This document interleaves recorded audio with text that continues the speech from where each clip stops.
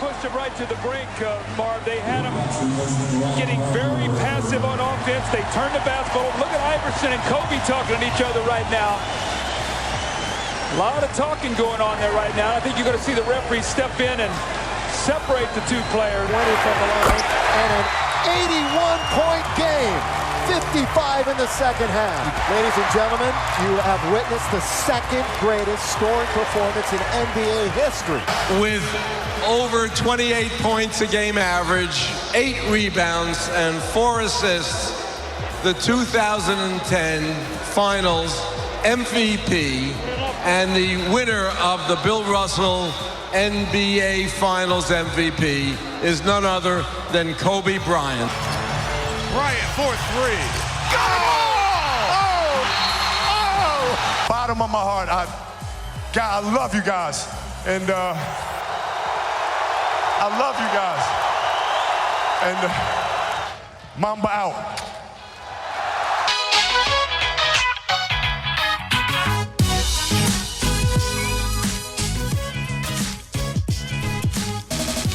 What's happening, everybody? This is the Philly Experience Podcast alongside Chris Sacker, Tanner Martin, and Tyre Hood. I'm your host, Max James. It's great to be with everybody today on Monday, January 27th, following one of the most tragic days in sports memory. Kobe Bryant passes away at the age of 41 in a helicopter crash. And T, I got to say, that intro there really hit home, especially listening to David Stern, who we recently lost as well. Mm-hmm. You know, those two were iconic around the NBA landscape. Easily. And, you know, I gotta mention this. When I first heard the news, you know, TMZ reported it, and everything they say, you gotta pause, you know, fact check everything. And when you know, everybody found out, you know, CNN, ESPN, all the big time networks start reporting the news, it really like stops you. You know, you go numb, and it's just a really, really unfortunate situation. I thought, you know, we didn't have all the facts at first, and then we find out his daughter was with him. Mm-hmm. And, you know, it's one of those things where I try to think about, in the past, other sport athletes. The first person that comes to mind is Roy Halladay for me. Mm-hmm. And then, you know, he was piloting his own plane at the time. You know, Kobe wasn't even the pilot. There's 2 of them in there, and from the facts that I've heard, that it was obviously very foggy, and they didn't get high enough up into the air, and you know, crashing into that mountain or the hills, I should say, is man, really, really tough day today. It was. The way I found out, actually, Tanner had hit up the group text, and I thought he was joking. Like I literally thought. Nothing to joke. I literally thought that Tanner was joking, and I'm like, Tanner, that's not something you play around with. Like, don't play around with me like that. I'm like, Tanner, you gotta be kidding me. I was like, there's no way. And then Chris was like, T, it's all over the news, and I hit Twitter, and man, my heart sunk, man. I was devastated because here it is.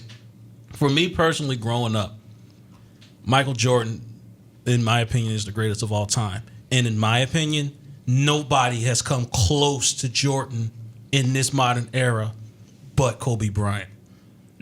I mean, and you know what? And it's so funny because watching those two growing up, that's where me looking at film, that's where it all started from, because I would watch Jordan for hours, and then I would look at Kobe for hours. And if you really look back and look at the way those two played, Kobe Bryant took so much from Jordan. The fadeaway, the jump shot, the mentality. He modeled his game almost identical to Jordan, and it was I'm still in shock. I'm still devastated, and my prayers are with the families, all families involved. And I know for me, this has definitely been a hard one to swallow. Yeah, it doesn't feel real. And Max, when you said it in the intro, it still did not feel real. I had to go and think about it. It's just, I have no words for it. It just feels unreal. Yeah. When I heard the news, I was at the KOP Mall, and actually before I heard the news, I saw Tobias Harris, but he didn't look like he was interested in anyone. He was just wanted to get out of there, and he didn't look too happy either. But then right after I saw Tobias Harris, I look at my phone, and I see this terrible news. I was like, this can't be real. This has got to be something messed up with the media or something. And then just like everyone, fact check and then find out how this terrible news is true. Yeah.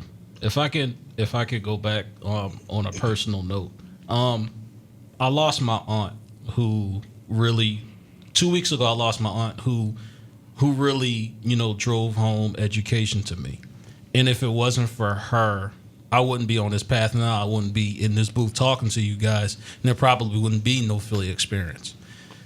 And having to bury her, and then this happening, man. When I say I got my mentality from Kobe, you guys ask me, how do you go hard in everything that you do? Man, it was from Kobe. It was from Kobe. My aunt really drove home education, but it's Kobe's mentality that pushes me and drives me every day. Listen, every day I get up at 4:30 in the morning. I say my prayers, and I immediately start going to work. Depending on the time of the year, I'm either breaking down film or I'm writing down notes for the show, and then I'm out the door for classes. Then I'm off to work. Depending on the day, I'm here in the studio or I'm someplace else catching up on homework or doing homework, and I don't get home till 9, 10 o'clock, and then the day repeats itself again. The reason why I go so hard, I adopted Kobe Bryant's mentality to my everyday life. That's how I live. Whatever I do, I put 110% into everything that I do. I put my heart, my soul, my blood, my sweat, my tears, the same thing he would do every night on the court. The one thing about me is if something fails, at least I can go back and say, hey, you know what? I put my all into it, and that's the best I could do. And I can go to sleep with peace. And that's what Kobe did night in and night out. He would not leave that court unless he put his all into it. And his work mentality was something to just admire. It was unimaginable how hard he worked. He refused to allow anybody to be better than him.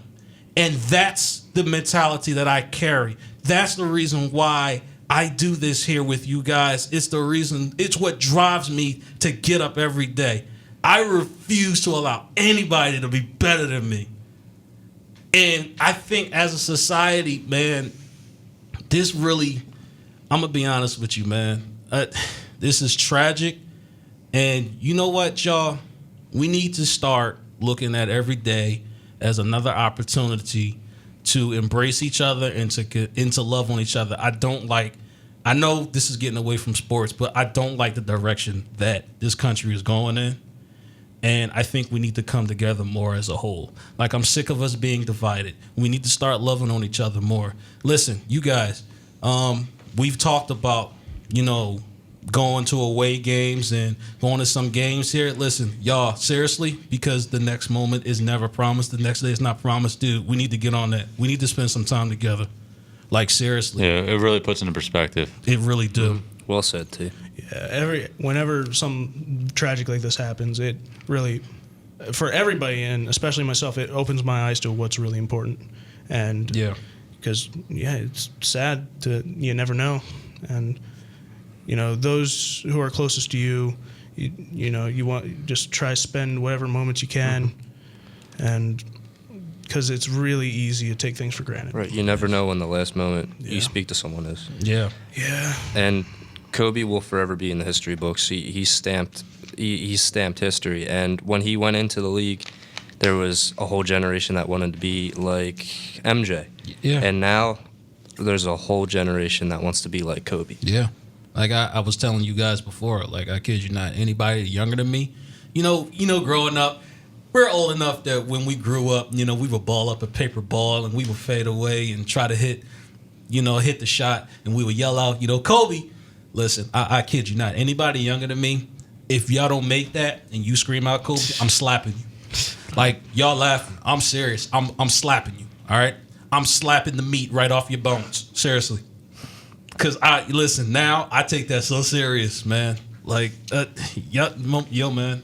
Kobe was such an inspiration to me, man. He will be missed. And I am, man, yeah, I'm messed up. Let's go through the life of Kobe Bryant for a second. He's a future Hall of Famer. He's one of the most decorated players in NBA history.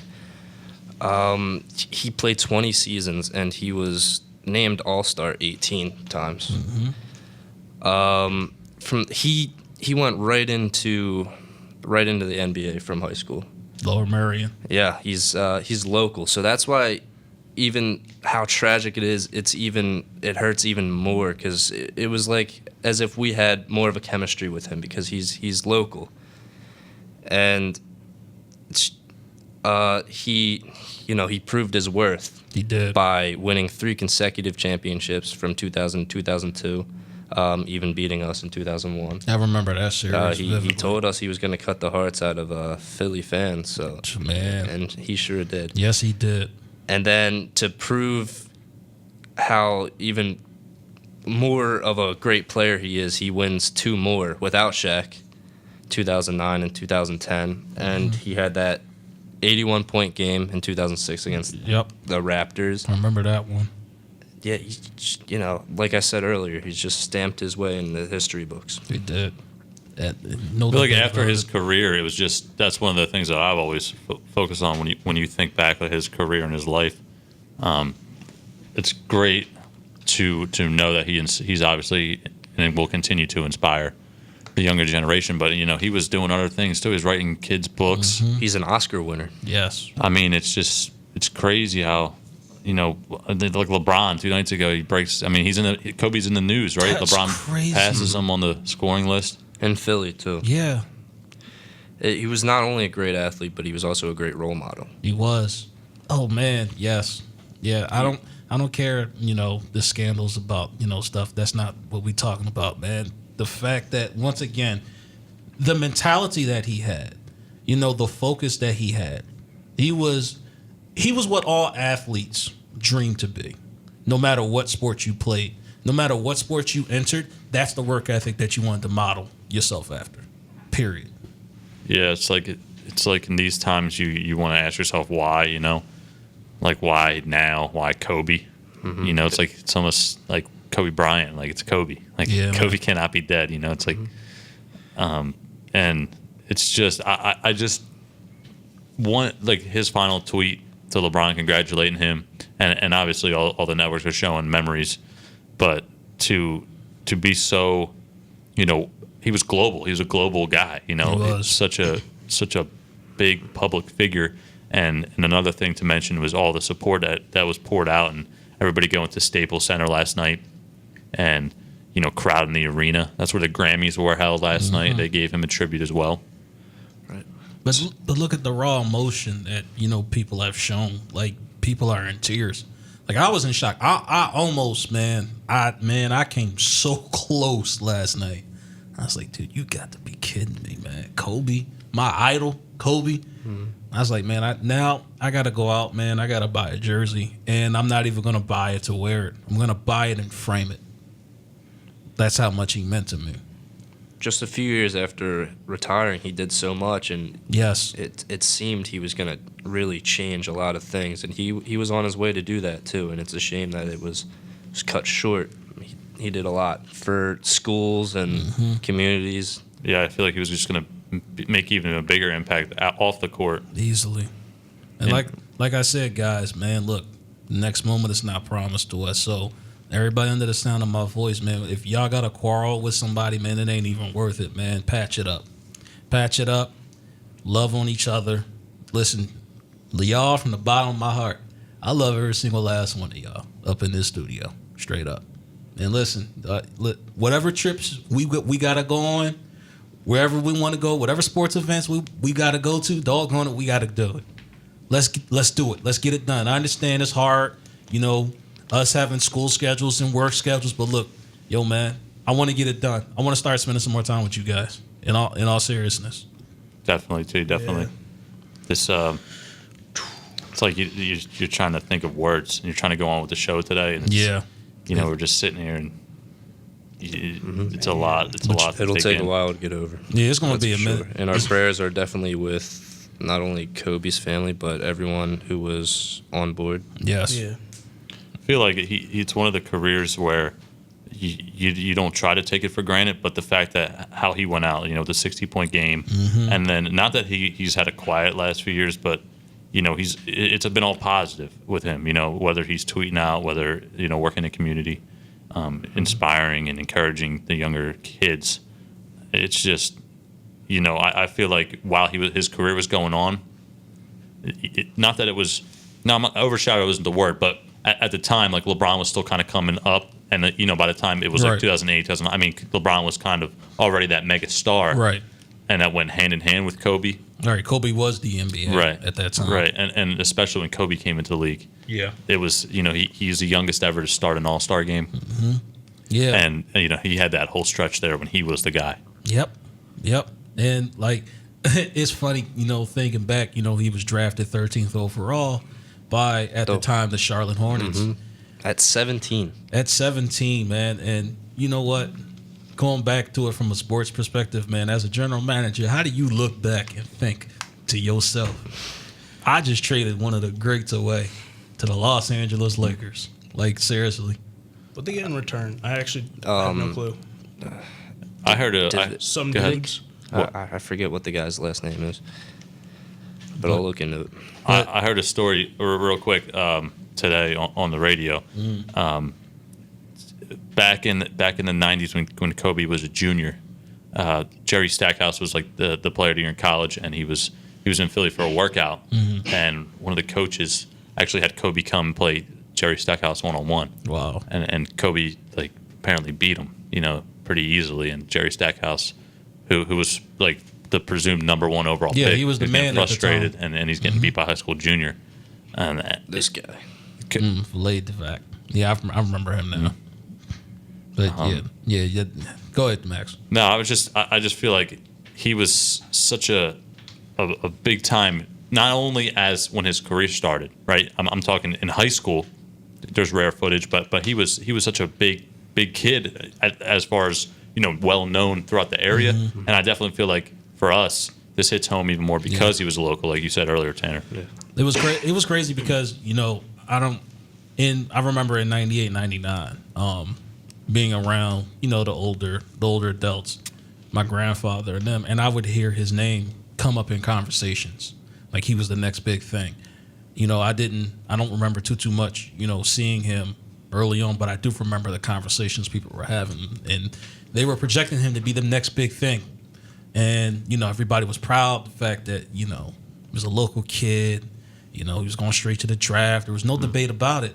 He had the talent, man. And like I said, this is going to be a hard pill to swallow. And I like the fact that, throughout the NBA games yesterday, they had different ways to commemorate Kobe Bryant. Definitely. The shot clock and everything like that, the violations they took. Yeah. I thought that was really cool. I thought that was deep. The Dallas Mavericks are retiring 24. Yep, yeah. They've already announced they're retiring 24. The whole league might retire. That's what I expect. They probably should. I agree. The thing that's also crazy about this is he's done this, like we talked about earlier, Tanner, like throughout his career. This is a trip he took from LA to back home. The helicopter. It's more comfortable for his body than sitting in a car. Yeah, the traffic too, to avoid all that time on the streets. He would just hop in the helicopter and take the quicker route, obviously back home.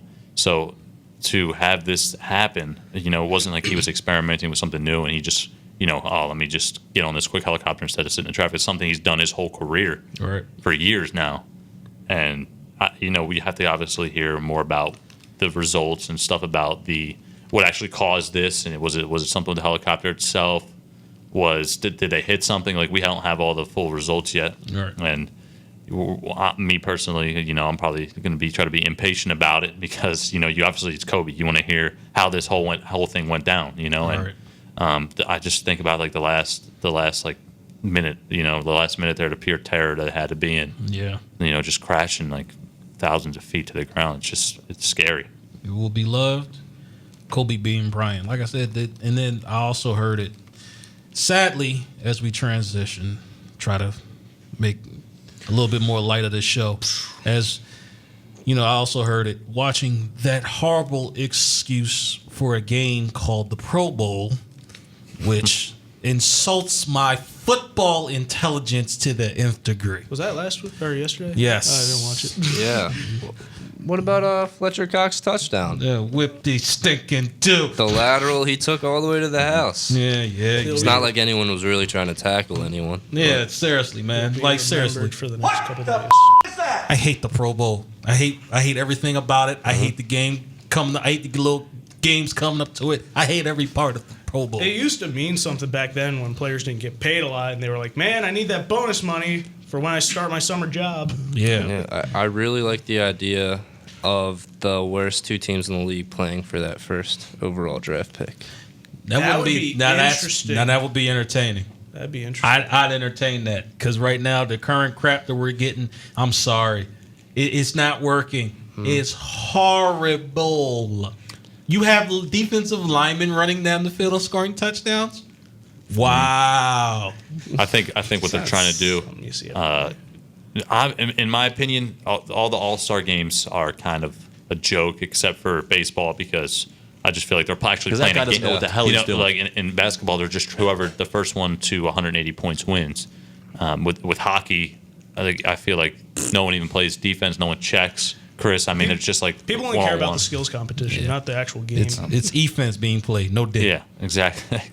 But this, I feel like every year they try to come, for the NFL at least, they try to come up with some new, games, so to speak, for the skills competitions. Yeah. And I feel like the players are just, not even into it. Like I'm watching it's the skills competition, and it's like, what are they even trying? And it's funny because you listen to the announcers and they're all into it. They're like, oh, Deshaun's missing the target. It's like, is he even trying to hit the target? That's their job. let's be They honest. gotta try to spice it up, make it a little interesting. Yeah. They got to do. We know it's hard. They got to make some changes. I think. agree. They got to make a whole lot of changes. I feel as though people come out, NBA for example, to see the superstar players all in one place at the same time. But for the NFL, it's so physical of a sport that you almost can't. What?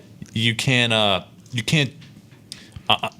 Like for example, I'm going to talk about this play yesterday. Devontae Adams catches a touchdown pass. You probably saw this right in the end zone, and he's on like the 2-yard line, and so he could have easily been smashed right there. Right. Take it out. Like the football instinct in me, Yeah. the defensive player in me is like, all right, smack him, smack dog. Going through my head. Go on and it, then y'all just sit there. the safety just puts it's two-hand touch. It's not the game. The Pro Bowl is not even. It's not worth getting hurt for. No. Exactly. You piece of Swiss cheese.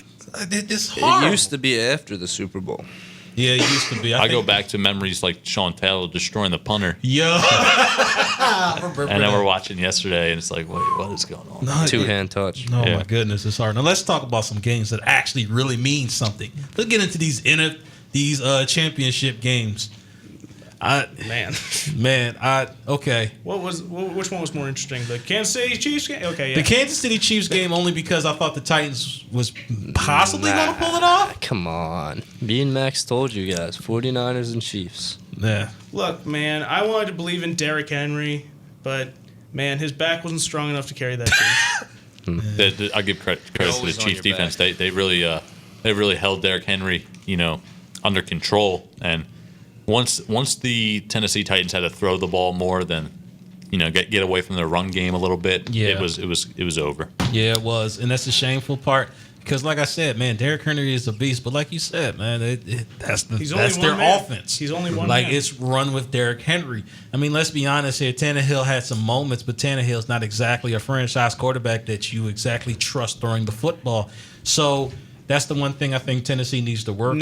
Now, do they keep Ryan Tannehill as their starter? Yes. Okay, yeah. That's what I'm saying. For now, but Mariota is on. I agree the with move. you, too. That was the key right there, what you just said, for now. I think for now they keep him. I think they are really close to being one of the contenders. They got a great run game. They got a solid offensive line. They got A.J. Brown really broke out this year. Yes. And I feel like their defense as a whole, pretty solid. Their defense is solid. I'm jealous of their defense. Mike Vrabel has done an awesome job Great with coach. that defense. Great coach. Oh, yeah. Oh, yes, he is. He's out there playing defense against, offensive linemen. And I've seen those clips. He's lucky out there. Like, he is crazy. He feels to put his helmet back on like he used to play. Oh, man, but I love coaches like that, man. But in all seriousness, congratulations to the Chiefs. And I do have beef with some of you Philadelphia fans that is not liking Andy Reid being in the Super Bowl. Oh, come on. Yeah, what's the matter with y'all? Seriously, what is the matter with you? I at least want to see Big Red win one. Maybe if we hadn't won the Super Bowl and he was in the Super Bowl right now, and I would be like, do I want Andy Reid to win before we win? But since we won, you know what, Andy Reid, go ahead and It doesn't change for me. I mean, This is probably the best matchup, I think, on paper. You have the San Fran defense, Nick Bosa and those guys going up against Patty Mahomes and the high-powered offense. Yes. It's going to be a great game. I don't know, T. I know you're a defensive mind, so I'm assuming you're probably leaning Niners here. you know what? I'm actually leaning Chiefs. Really? I'm leaning Chiefs because, once again, Patrick Mahomes has gone up against some of the best defenses. I mean, think about that. Think about it for a minute. Like, and Patrick Mahomes, each time and time again, has been able to pull off what I thought would be impossible. I'm be like, all right, he's going up against the Patriots. Doggone it, Bill Belichick got him. Bill Belichick got something for him. Bill Belichick's sick and tired of seeing him. He's sick and tired of getting beat by this kid. I know Bill Belichick got something for him. Nobody to this day has solved how to beat Patrick Mahomes. Why? Because that offense is so dynamic. It's not just Patrick Mahomes. You still got the right receivers. You still got Travis Kelce. You have an above-average offensive line. You still have an underrated running back in Damian Williams. And once again, Andy Reid is a very creative play caller. Like, he puts guys on offense in those perfect positions to win those games. And you know what, man? Yeah, I'm leaning Chiefs. As much as y'all know I love defense. But, man, I don't think this 49ers defense is going to be able to stop Patrick Mahomes. I just don't. I don't see it happening. Well, here's the thing, T. And I'll go with you, too. This is what I think, though. Andy Reid, at least from my, basic football brain, seems like he can cook up a good game plan, He can cook up a great game plan, but then once you get in game, I feel like he can't make effective adjustments. I agree. I think Chris is right on the ball And there. The little I just things think here, the little San things Francisco come down to. 49ers just up and down. People up. They messed me up there. Sorry No, about that. I feel like just this 49ers team just seems so intricate. I feel like it's the best word for it. There's something about them. It's just tricky. I don't think they're a team that you can beat that easily. Obviously, but this is definitely going to be a very interesting Super Bowl matchup because it's 50-50 for me. I'm rooting for the Chiefs, but there's something about the 49ers. This is where, for me, the Chiefs are going to score points, and that's going to mean that Jimmy Garoppolo is going to have to throw the football more. And do I trust Garoppolo throwing the ball 20-plus times? Well, let's be honest here. Do you really think the 49ers are going to throw the football? I mean, Raheem Mostert went for over 200 yards. That's not going to happen every game. The Green Bay defensive line and rushing attack or rushing defense was one of the worst. But the Chiefs defense ain't that good either. They did stop Derrick Henry last week. I was on the same page as you. They even said they were going to do that, and then they backed it up. That was Frank Clark. It. You know what? And I was calling Frank Clark all kinds of an idiot. I'm gonna be honest with you. I was like, dude, you're an idiot. How about the honey badger back there? Yeah. Hey, he said Henry was hard to tackle. Well, he took care of it. Sure. Henry is definitely hard to tackle. A 250-pound animal coming at you. I bet you he would be hard to tackle. Shoot. Come on, man. But the 49ers definitely have more weapons than the Titans offensively, in my opinion. IMO. Do we know it's hard? Kittle and Kelsey going up against each other. I'll tell you what, that's going to be a fun matchup. That's going to be From a tight end perspective. Back to what Max was saying about Jimmy G throwing that ball a lot. I noticed earlier in the season, it was, I believe, against the Seahawks, towards the late part of the game, Jimmy G was just struggling under pressure, and you could see how under pressure he was, just throwing the ball on the ground, overthrowing it. He was struggling, and I think we might see some more of that in the Super Bowl. I'm gonna root for the Chiefs, but I wouldn't be mad Whoever wins this game, honestly. Listen. A young coach. Oh, absolutely. Compared to last year's Super Bowl, I just want some entertainment. Last year was entertaining. Shut up, dude. Last year was doggone tainted. Doggone it. We don't have to see Tom Brady in the Super Bowl this year. Get the That's something I meant to say to you, T. You said Bill Belichick's name way too much like 5 minutes ago, and it just made me black out for a sec. Because that guy doesn't know what the hell he's doing. I'm going with the Chiefs. I feel like if I bet against Patrick Mahomes again, he's just going to burn me. Yeah. So, I'm tired of always getting like, he can be contained, and then he just slings it like 80 yards on a dime to Sammy Watkins, Tyreek Hill. I mean, the Madden curse affect his play. Good point. I didn't Very even good point. think of that. Well, I forgot about the prove that the Madden Madden curse is not real, and that all those other players are just ruining their own career. Shout out Antonio Brown. Dude. Wow. I got burnt from that. Jeez. But in all seriousness, Antonio Brown needs some help. He needs some serious. yeah, that was an interesting transition there. Yeah, that was a horrible Let me tell you something. This Super Bowl is the first in a while that it doesn't have Tom Brady as quarterback or Peyton Manning. And I'm just very interested in this game, and I'm excited for something new. First time since 2020. Man, that's ludicrous. I saw a weird stat the other day. It's the first Super Bowl in like 6 years that doesn't feature LeGarrette Blount or CJ and Yeah, that's crazy. CJ Anderson. What the hell is going on? I don't know, Stephen A. I don't know what's Hey, Times are changing. You know what? And here's another fun fact for you guys. Lay it down. Which will probably, entertain you guys. Apparently, Nick Foles is still the last quarterback to throw a touchdown in a Super Bowl game. To catch it. I'm scared of Nick Foles, man. Oh, yeah, that's right. Interesting enough. Both stats are true. Yes. Who do you guys give the coaching edge to in this upcoming Super Bowl matchup? Shanahan's been so good as the young coach, but Reid has the experience. Andy Reid, he learns from his mistakes. He had a lot of mistakes. Whoa. Time management.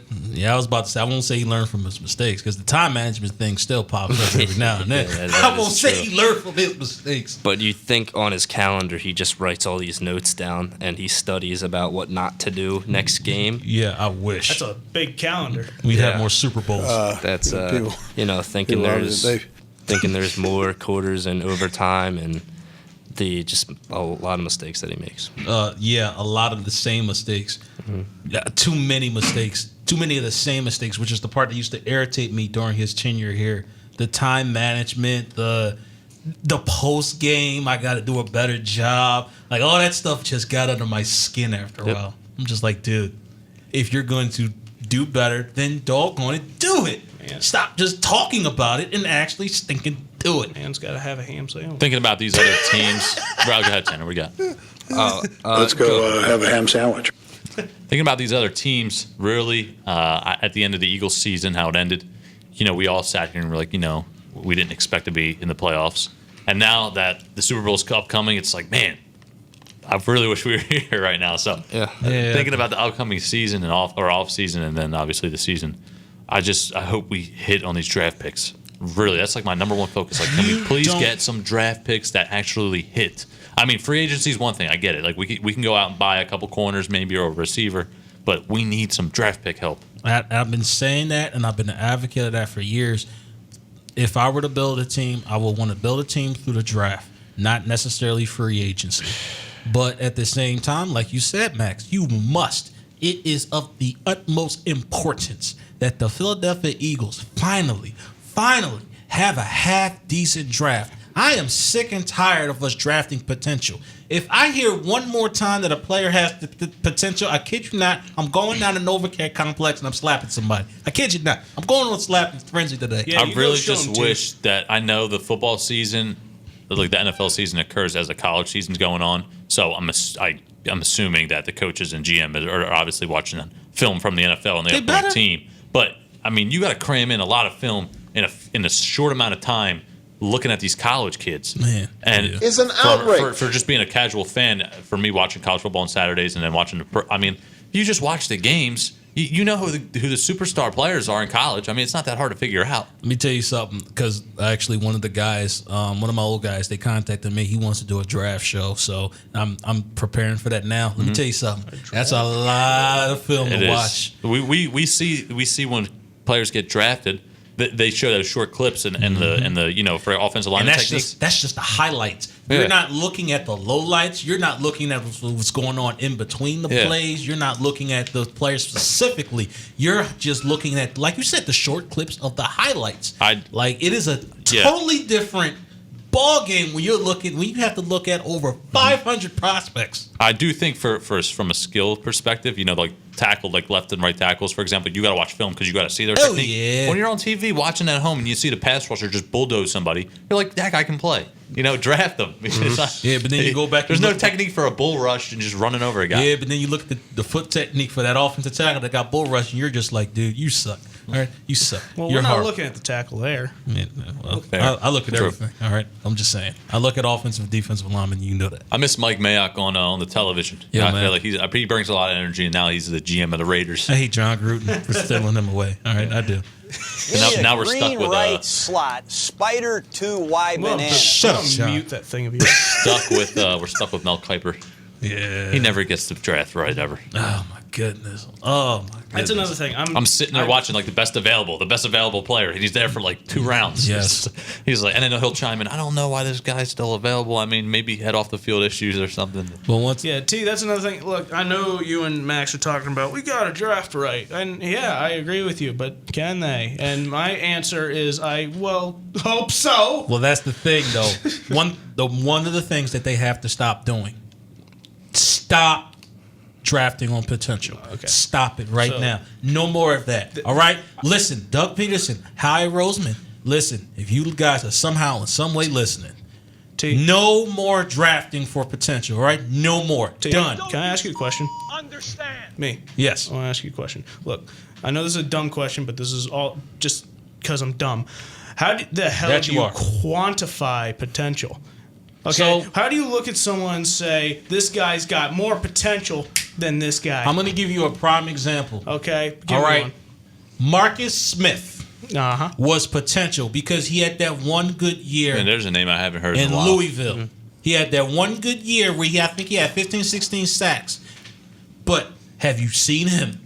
After he left here and went to the Seahawks, he did not have a very good career.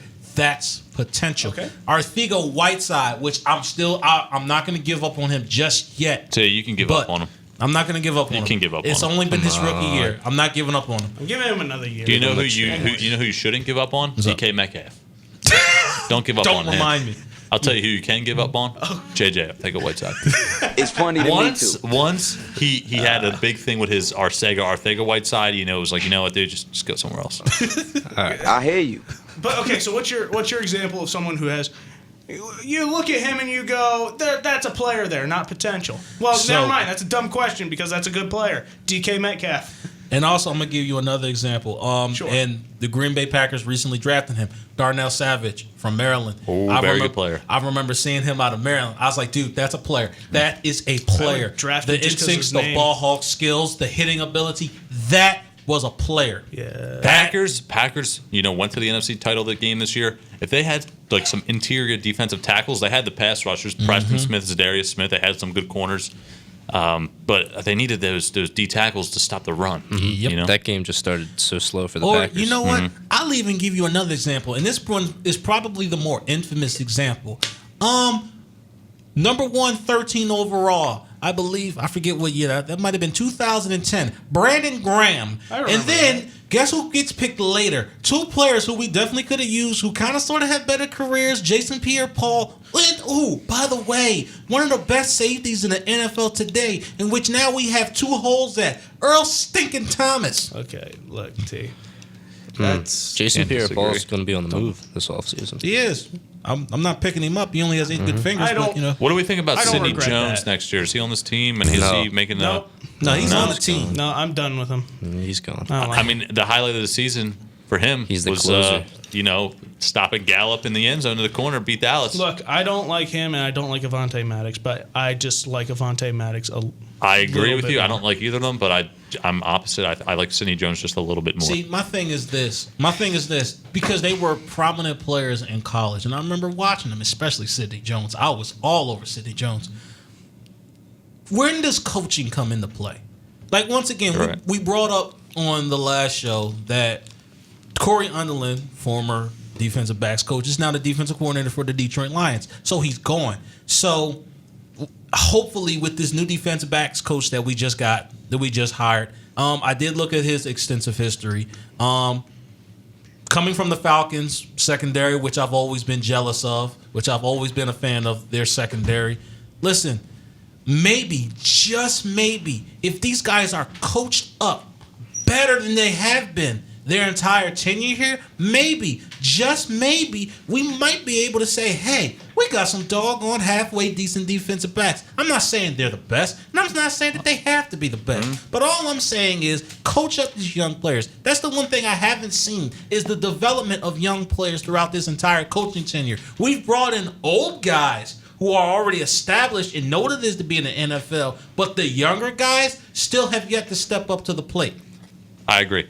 I think Avonte Maddox, I've been done with him since the Devontae Adams game where he just got embarrassed. I'm not giving up on him either. Partially, you could blame on the coaching for putting him in that position. Bunch of low life. But at the same time, I mean, oh man, once he got torched, and he's lucky because Devontae Adams ended up getting hurt and he missed a chunk of the season with that toe injury. It's ridiculous. But if Adams stayed in that game, I'll tell you what, we probably don't win because Rodgers would have just kept chucking the ball downfield to Adams and burning Maddox. And that's true. And yes, things like that does hurt a player's confidence.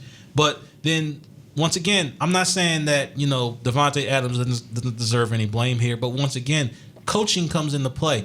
Listen, we run a lot of one safety high on defense. So that one safety can only cover on one side.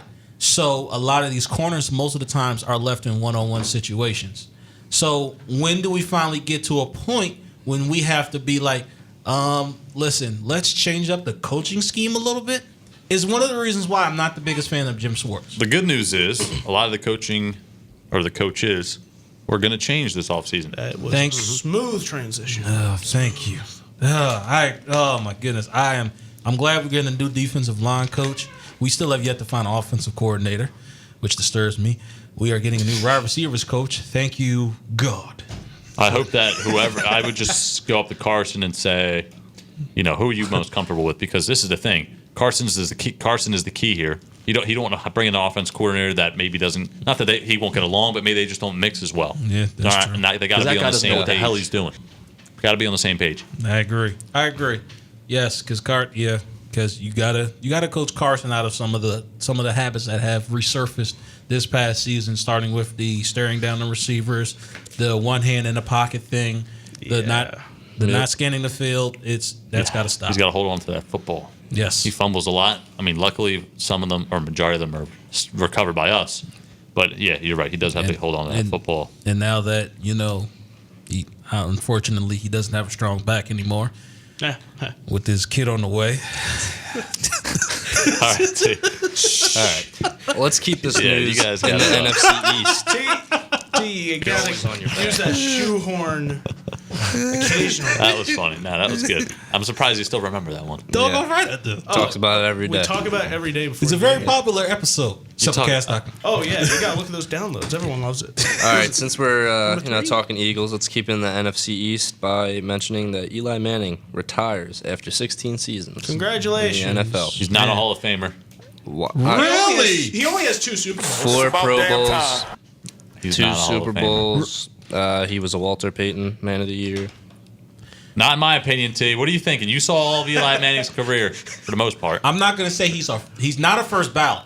Okay. That I will say. There we go. Let me clarify. Ballot. I'm not going to sit here and be like, stamp it. Eli Manning's a Hall of Famer. You know why people are stamping it? Because of his last name. Probably, That's why. yeah. Exactly. But I don't. Just in my opinion, I'm leaning more towards not than towards yes. It's gonna happen. It's gonna happen because of who his brother is and the fact that he has 2 Super Bowls. Yes. Yep. You know what I have to say? What's up? What is it? Time to hate Daniel Jones. I feel like if Eli retired 3 years ago, the perspective around him would just be way different. Yeah. He just really embarrassed himself the last couple of years. He just looked like he was done. Yeah. I think the lowest of the low was when he was benched for Geno Smith. Yeah, that was the lowest of the low. Man, when Geno Smith takes your job, you got to reevaluate your career, man. I'm just saying. Saying that, I'd have a certain respect for him. Congratulations. Bye. No. Don't buy. Don't leave. Please. Eli, come on, man. You got some more years left. Come on, man. You don't want to give up the job to Daniel Jones. Come on. He wouldn't play opening anyway. up that spot for Tom Brady. What? Let's get into notable 2020 free agents. We got Melvin Gordon. Let's get him. Derrick Henry. Let's get him. Jameis Winston. Let's get him. Austin Hooper. Tom Brady. AJ Green. Kenyon Drake, Philip Rivers, and Drew Brees. Hey, Which Drew Brees is going to be Jameis staying Winston put? Pulled off something no quarterback ever did. That was throw 30 touchdowns and 30 interceptions. So what are you saying, Chris? You want to go get him? Sure. That's What a ridiculous. clown show the Eagles would become. Yeah, okay. Oh yeah, my let's God. get him for a back. Yeah, let's get him for a back. What's he here for? Thank you, Tanner. The good news exactly, is that's we do exactly have, what I would we say. have some money to spend this offseason. We do. On a wide receiver.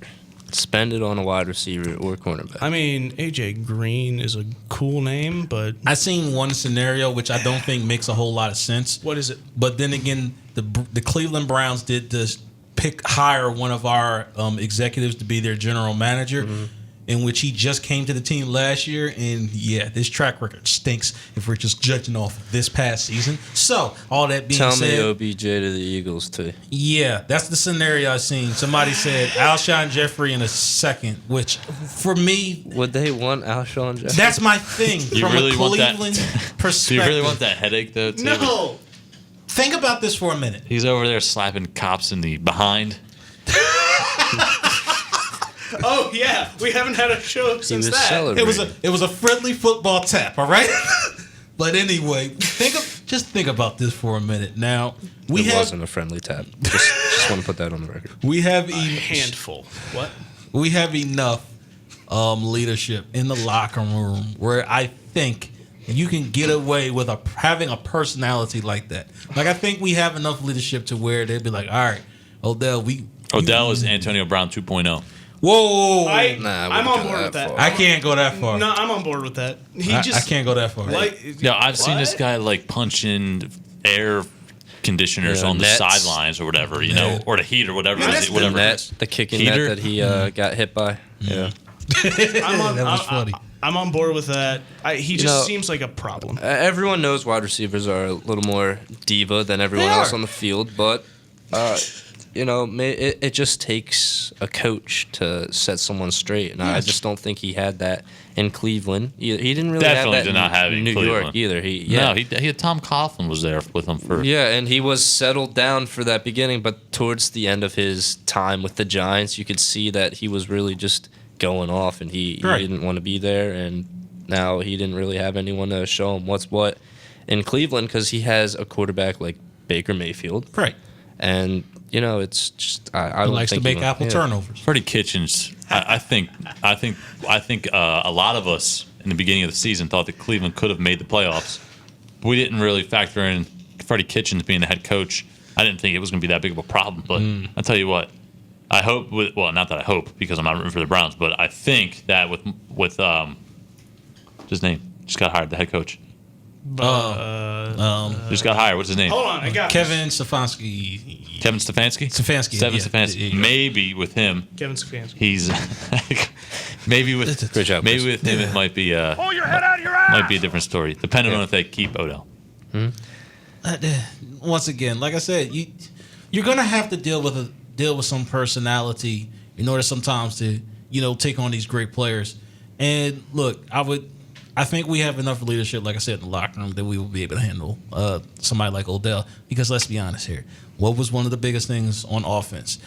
Carson Wentz couldn't throw deep. Carson Wentz didn't have a target other than Zach Ertz and this, that, the third, and the other. The offense was anemic. The offense was dink and dunk. And It would be one heck of a story if I see Odell Beckham Jr. in an Eagles outfit. It would just be like It looks weird. you see Odell at practice. He's got the Eagles sweatshirt on. It's like what? You see him on the field in the games. He's got an Eagles helmet on. It's like wait, what? it's something that you got to consider. Something weird. It's something that you got to consider. No, I don't want And Odell listen, you need a playmaker because once again, as I've stated before, Deshaun Jackson's getting old. Well, it's a good thing there are other T, playmakers. there's three things here: draft, trade, free agency. Yeah, how are you going to name somebody right now who has the speed of Deshaun Jackson? Jerry Judy. Henry Ruggs.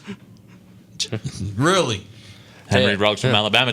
I'm bringing one out of the deep end on this one because I'm a college football guy. You probably never heard of the name. A few years ago, I know exactly who Henry Ruggs is. 2 years ago in franchise mode, I actually drafted him in Madden, and we did pretty well. So Super Bowl? I'm all for it. Yeah. Oh, sweet. So now we're bringing Madden content into an actual reality. You know what, T? Hey, T, you like to mess around. Quit being too. such a fun sponge. If you draft somebody from Alabama, your majority of the time it's going to work out for you. Okay. Yeah. Yeah. What was that running back who Cleveland All drafted? right, Trent Richardson. We get it. Trent it was Richardson. a bust. I mean, everybody has him, but come on. Yeah, he's going to be a beast. And boom. One-time thing. It was a one-time Surprise, motherfucker. It was a one-time thing.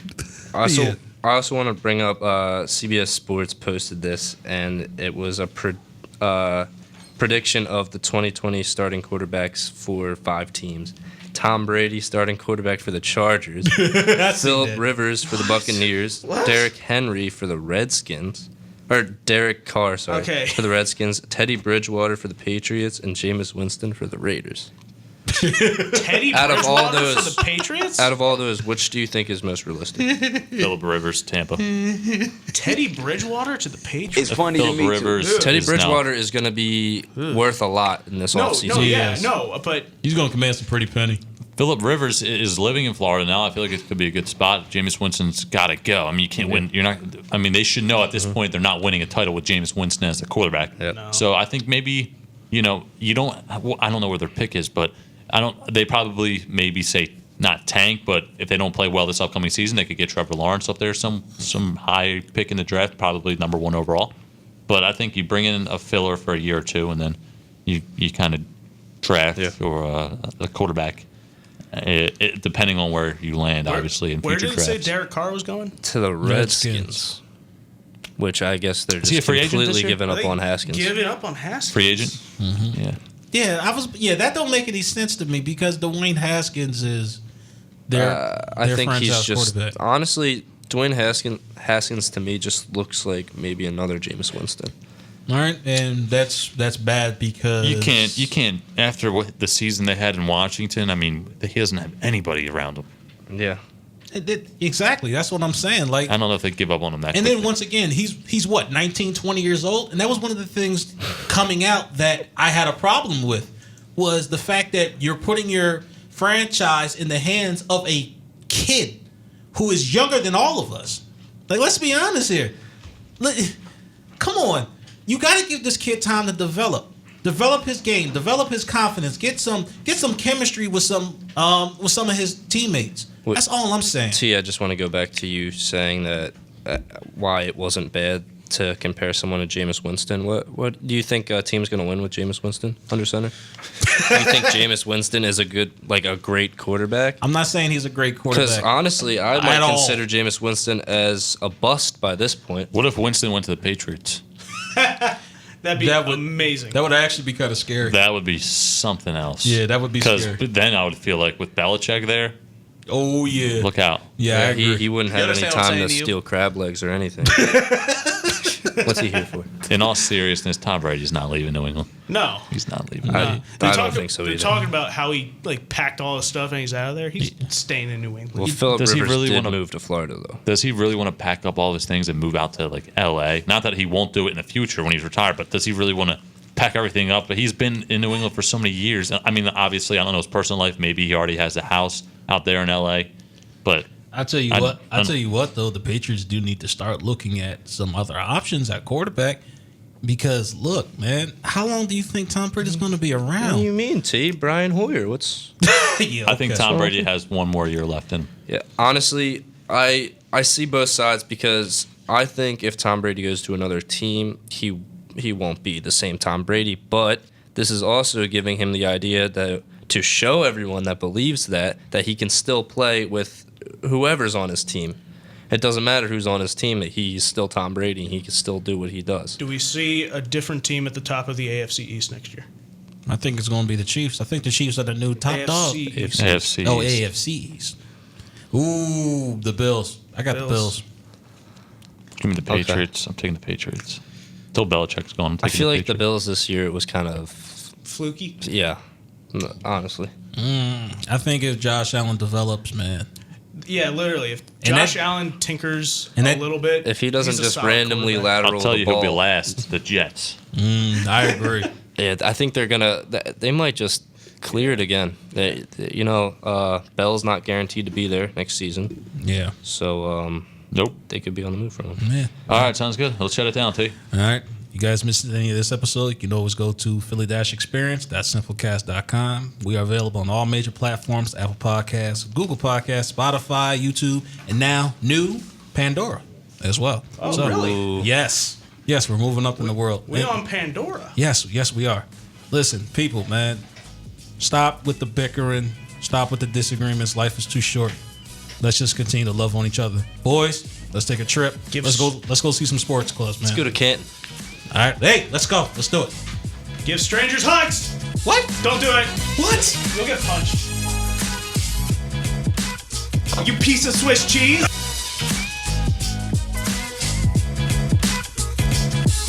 My turn. This is some bullshit. It's stupid. I am pissed off.